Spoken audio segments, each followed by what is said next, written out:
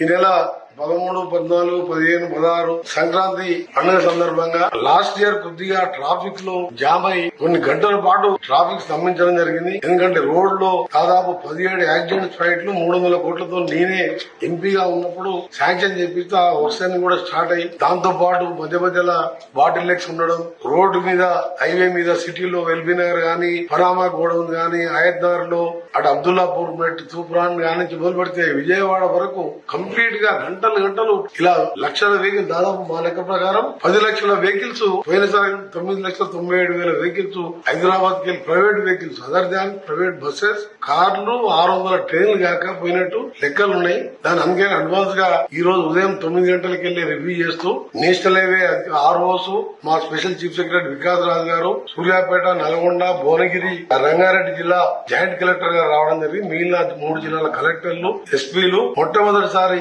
ఈఎన్సీలు ఆర్ఎంఈకి సంబంధించి ఈ రోజు రాత్రికి వెళ్లే అన్ని ఎక్కడ కూడా ట్రాఫిక్ ఆగకుండా పోవాలి. టోల్ గేట్ల దగ్గర ఎక్కువ పెంచే విధంగా తీసుకోవాలి కౌంటర్స్. దాంతో పాటు గతంలో మనకు ఎక్కడెక్కడ యాక్సిడెంట్ స్పాట్స్ ఉన్నాయో యాక్సిడెంట్ స్పాట్ దగ్గర మొత్తం గ్రామాలకు వచ్చేది క్లోజ్ చేసుకుంటూ యూటర్న్ దూరమైన సరే యూటర్న్ కొట్టాలని, అందులో రామేజ్ ఫిలిం సిటీ దగ్గర కూడా క్రాసింగ్ దగ్గర కూడా ఇబ్బంది అవుతుంది. ఇలా కొన్ని పాయింట్లు గుర్తుకొచ్చుకుంటే సుదీర్ఘంగా 5 గంటల పాటు మొట్టమొదటిసారి 10 రోజుల ముందే ఏర్పాట్లు చేస్తున్నాం. ప్రజలందరికీ పండుగకు వెళ్లే ప్రజలందరికీ కూడా హామీ ఇస్తున్నాం. ఈసారి ఎటువంటి ఇబ్బంది లేకుండా త్వరగా క్షేమంగా మీరు కూడా స్లోగా వెళ్ళండి.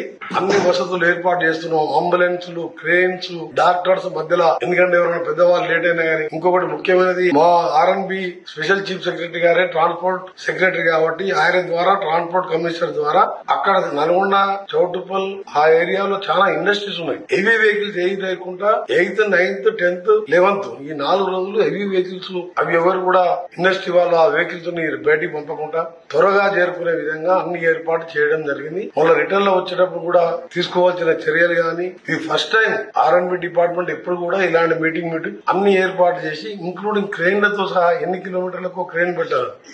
నిన్న సీఎం గారితో మాట్లాడితే గౌరవ సీఎం గారు కూడా డీజీపీ గారికి, ఇంటెలిజెన్స్ ఏడీజీ విజయ్ కుమార్ గారికి ఆదేశాలు ఇచ్చి ఉదయం డీజీ గారు కూడా వాళ్ళు కాన్ఫరెన్స్ తీసుకోవడం జరిగింది. దాంతో పాటు రేపు మళ్ళా వాళ్ళు కూడా రివ్యూ పెట్టుకుని ప్రతి 50 మీటర్లకు కానిస్టేబుల్ ఉండే విధంగా ఎక్కడ ఒక వెహికల్ ఆగకుండా అన్ని చర్యలు తీసుకోవడానికి ఈ రోజు పగడమని ప్రణాళికతో ముందుకు పోతున్నాం. టోల్ ఫీజు సంబంధించి ఇప్పుడే లేఖ కూడా రాస్తుంది. గడ్కరీ గారికి ఫస్ట్ మెయిల్ చేసి అవసరం ఉంటే పర్సనల్ గా వెళ్లి రేపు గడ్కరీ గారు టైం ఇస్తే రేపైనా 31st అయినా ఫస్ట్ అయినా గడ్కరీ గారిని కలిసడం జరుగుతుంది. ఇంకా మన సెకండ్ కి అసెంబ్లీ ఉంది కాబట్టి రేపు సమయం ఇస్తే రేపే పోతాను. ఎల్లుండి సమయం ఇచ్చిన ఎల్లుండి గడ్కరీ గారిని కలిసి ఎగ్జామ్షన్ ఇవ్వాలని. ఎందుకంటే ప్రతి టోల్ దగ్గర హ్యాష్టాగ్ లేక టోల్ దగ్గరనే 20 కిలోమీటర్ లైన్ ఆగుతుంది. 3 టోల్ గేట్స్ ఉన్నాయి. దానికోసం కూడా నాకు పూర్తి నమ్మకం ఉంది. గడ్కరీ గారు నా లేఖతో స్పందించి ఆ టోల్ కూడా దాన్ని ఎగ్జామ్షన్ చేస్తారని, అవసరమైతే మేము నామినల్ గా మా ఆర్ఎన్బి డిపార్ట్మెంట్ ద్వారా నామినల్ గా పే చేసాం. రెగ్యులర్ గా వాళ్ళకు పోయినసారి ఎంత ఆదాయం వచ్చో అంత ఇయ్యలేము, నామినల్ గా పే చేసామని చెప్పి కూడా క్లాస్ పెడతాం. తప్పకుండా ఈసారి ఒకటే మా ప్లాన్ ఏంటంటే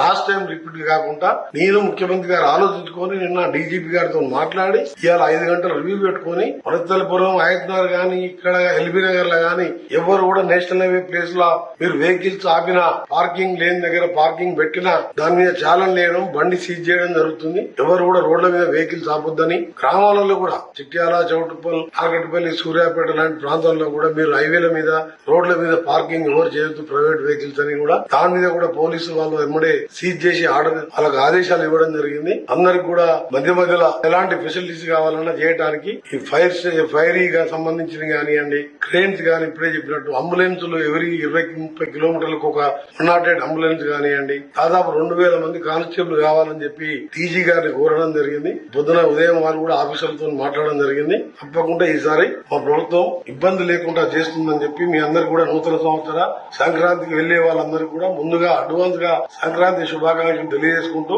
మీరు క్షేమంగా పోయి మీరు పండుగ కుటుంబ సభ్యులతోని, బంధుమిత్రులతోని, గ్రామస్తులతోని, ఆంధ్ర తెలంగాణ అందరం కలిసికట్టి అన్నదమ్ముల్లాగా ఇక్కడ కూడా పండుగ చేసుకుంటారు కదా. కాబట్టి అందరం పండుగ కలిసి చేసుకుందాం. మీరందరూ కూడా క్షేమంగా పోయి జాగ్రత్తగా రావాలని, మీకు సంబంధించిన అన్ని విషయాల్లో ఎక్కడ రోడ్ డ్యామేజ్ ఉన్నా రిపేర్ చేయాలని ఈ రోజు నైట్ కి వెళ్లి అన్ని కార్యక్రమాలు చేస్తున్నాం. ఆ 3 రోజులు పోయే 3 రోజులు వచ్చే 3 రోజులు నేను కూడా హైవే మీదనే ఈసారి ఉండాలని, హైవే మొత్తం అప్ టు కోదాడ వరకు నేను పర్యవేక్షిస్తూ కలెక్టర్లు, ఎస్పీలు, ఇంజనీరింగ్ అధికారులు కూడా నా ఎంబడి పెట్టుకుని ప్రత్యేకంగా వాళ్ళందరూ కూడా డ్యూటీలు అలాట్ చేశాం. ఒక్కొక్క ఈఎన్సీకి ఒక్కొక్క విభాగం. నేను కూడా ప్రత్యేకంగా ఫీల్డ్ మీదనే ఉంటున్నా ఈసారి. కాబట్టి ఆఫీసర్లు కూడా కలెక్టర్ అందరూ కూడా అందుబాటులో ఉంటారు. కాబట్టి ఎవరికి కూడా గతంలో లాగా ఎక్కడ ట్రాఫిక్ జామ్ లేకుండా మీ ప్రయాణానికి నా బాధ్యత అని చెప్పి గడ్కరీ గారిని కన్విన్స్ చేయడం జరుగుతుంది. ముఖ్యమైన విషయం, తెలంగాణ ఆంధ్ర ప్రజలకు సంబంధించి ఇప్పుడున్న రహదారిని 8 లేన్ గా రహదారి చేయడానికి అన్న 6 లేన్ ఉంటది, 2 లేన్ సర్వీస్ రోడ్డు. దాని 10,410 కోట్లతో ఇప్పటికే డిపిఆర్ వేసి అక్కడ టెక్నికల్ కమిటీ కోసం అక్కడ అప్రూవల్ కోసం వెయిటింగ్ ఉంది. ఆ తర్వాత క్యాబినెట్ పెట్టి మార్చి లోపల టెండర్ ప్రక్రియ పూర్తి చేసి హైదరాబాద్ విజయవాడకు 4 లేన్లని 8 లేన్ గా చేయడానికి టెండర్లకు కూడా సిద్దమైంది. దాంతో పాటు ఫ్యూచర్ సిటీకి వెళ్లి అమరావతి నుంచి బందర్ వరకు గ్రీన్ఫీల్డ్ హైవే కూడా డిపిఆర్ కు సర్వేకు ఆదేశాలు ఇవ్వడం జరిగింది. అదొక 20,000 కోట్లు.